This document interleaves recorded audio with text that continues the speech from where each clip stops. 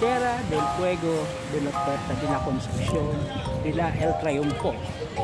Ito yung pinaka-iconic na pasyalan dito sa Osamis City.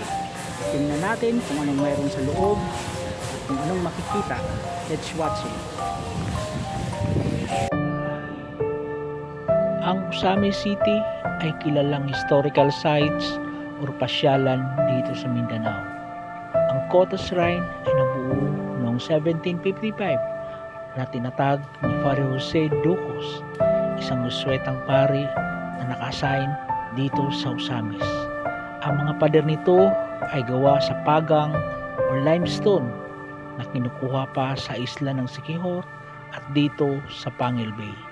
Ang disenyo nito ay may parihabang sukat na pinangalanan sa apat na pari na sina San Fernando, San Jose, Santiago at San Ignacio.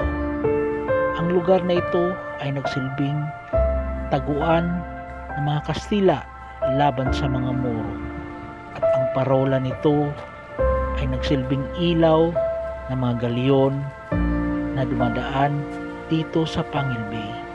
Makikita din dito ang mga orihinal na struktura at taguan ng mga sandata o arsenal at mga kanyon laban sa mga Moro. Napakagandang tingnan at pasyalan ang lugar na ito. Kaya halina kayo, pasyalan nyo na ang Puente de la Concepcion de la Triunfo na tinatawag na Cota Shrine.